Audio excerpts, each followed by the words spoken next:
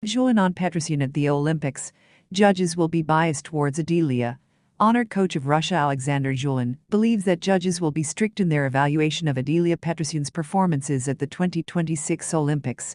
The Russian figure skater will perform her short program at the Games on February 17th. Her free skate will take place on February 19th. Expectations for Petrosyan's performance at the Olympics are high. I think Adelia is in good shape. She needs to work hard in the short program and finish in the top 5, then she'll have a great chance. Her main competitors?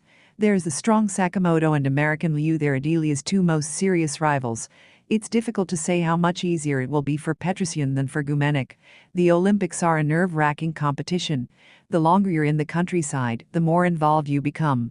I think the coaches will talk to Adelia so she can treat the Olympics like any other competition. The simpler they approach it, like a regular practice run, the better. I hope everything goes well for Adelia. I don't think the judges' attitude toward us will change. They'll be very biased. As we've always been taught, you have to skate way better, then the judges won't have any options. But let's not forget that there are also those skaters I mentioned, and they skate simply amazingly. It won't be easy for Adelia. Most likely, Petrosyan's second mark will be lower, as happened with Gumennik. We haven't competed anywhere for 4 years, and Adelia is only in her first warm-up.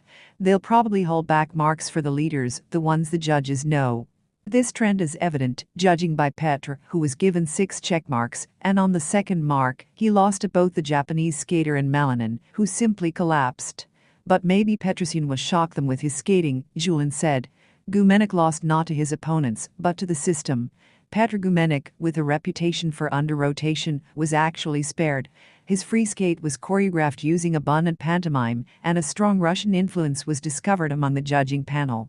Anyone who believes otherwise is, according to Vanya, sports correspondent, feeling aggrieved and deprived. It's hard to argue with someone who believes Madison Chalk lost the Olympics by choosing the wrong tights and skirt for her free dance, but since my colleague's article contains accusations of fact manipulation, I will respond. 1. Block judging worked in Gumennik's favor.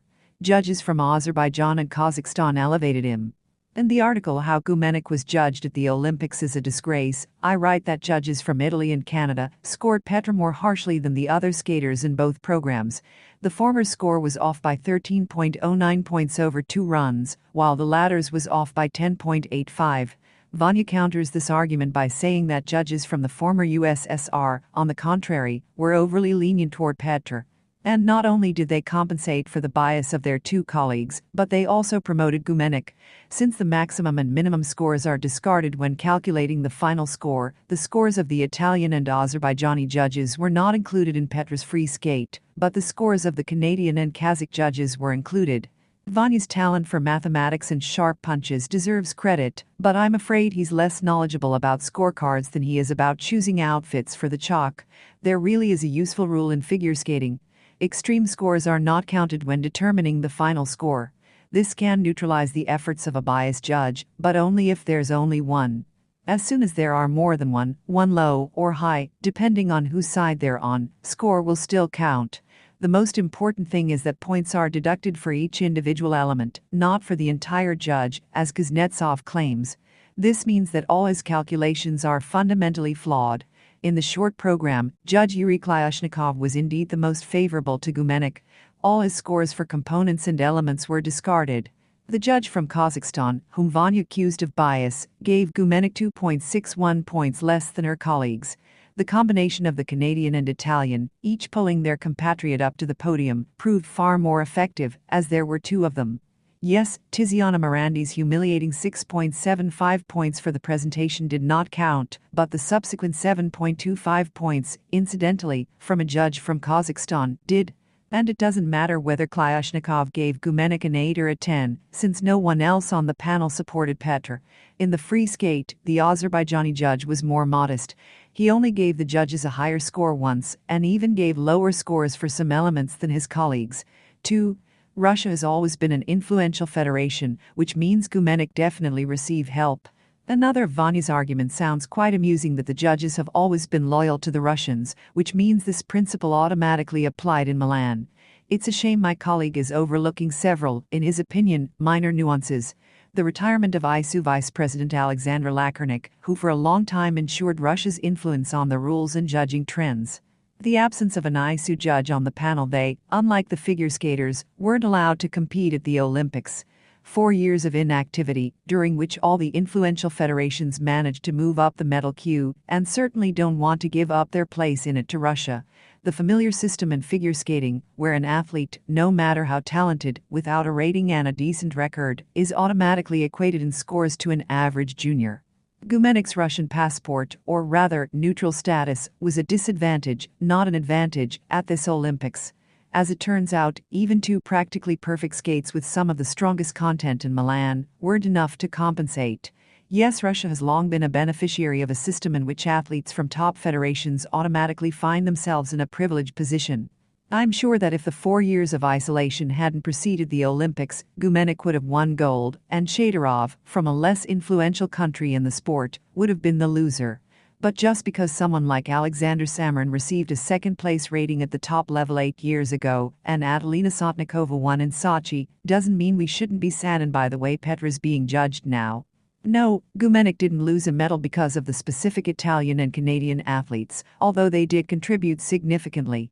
He lost because the judges generally didn't expect him to be on the podium. How often do athletes from the first warm-up with a 0 rating even end up there?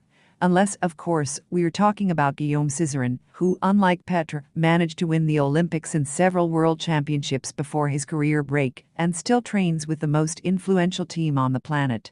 Gumennik is just a jumper with kilometer-long approaches to his elements and a weak presentation.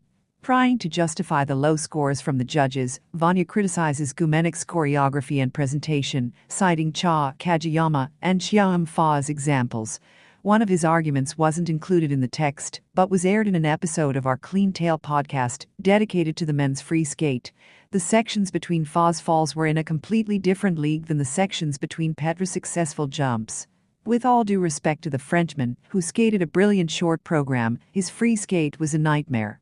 And it wasn't just the fall, the only one, by the way. Fa barely managed to stay on his feet before the stepping stone, landed dirty on half his jumps, and spent the entire performance simply fighting to reach the final. Perhaps the team simply enjoys performances that focus on jumping? Otherwise, how can one explain the fact that Ilya Malinin's worst performance of his career, with one mistake after another, received a higher score in components than Gumennik's Onegin? Petr seems to me like a more polished version of Evan Lysacek, is another of Kuznetsov's points, voiced in the podcast. In terms of absurdity, it's somewhere near the level of Klyata as a stable version of Plashenko, and Dikidze as a more artistic version of Fernandez. Lysacek's strength has never been content. His refusal to perform quads in Vancouver 2010 was one of the triggers for figure skating's renewed focus on complexity. But if Vanya believes Petr is an improved Evan, then where are his components? Lysacek scored just 0.8 points less than Stefan Lambiel in his free skate, and the same amount ahead of Patrick Chan. Gumennik, with his second highest score, was inferior even to those who had ruined their performances. Certainly, Petr is far from Chkar Rizzo in terms of presentation and program intensity. But is Mikhail Shadorov even close to the latter? He finished 5th in components with a rather questionable free skate, while Gumennik finished 13th. Perhaps, from the perspective of the ISU criteria, Petr's scores weren't too outrageous. But there's no point in comparing Gumennik to the standard, while leaving the other skaters to compete in a system that has long focused not on the parameters in the rules, but on completely unsportsmanlike factors. For some reason, Vanya suggests taking solace in the example of Boyan Jin, who went for 4 quads in his free skate in Pyeongchang, but lost to Fernandez with 2. This is yet another distortion, which is also completely irrelevant to Gumennik's situation. First, the Chinese skater fell on one of his quads, so he received less for that jump, including the penalty, than the Spaniard did for a clean triple. Second, the Jin of 8 years ago is incomparable in terms of components on the ice, not in the scoresheet to what Petr is showing. Third, not a single medalist at this Olympics skated in the free skate like Fernandez did. And it seems that this time it was not those who stood up for Gumennik who ended up in the offended position. The United States Figure Skating Federation, US, has no plans to appeal the results of the ice dance competition at the 2026 Milan Olympics. The American ice dance duo Madison Chock and Evan Bates won silver, losing to France's Laurence Fournier-Baudry and Guillaume Cizerin. Following this, many fans criticized the outcome of the competition. There have been many thoughtful, and at times emotional, discussions about the ice dance competition at the Olympics. After the Games, we will sit down with Madison and Evan to discuss how best to support them and the future of the sport, said US CEO Matt Farrell. USA Today notes that the 24-hour deadline for appealing the results after the competition has long since expired.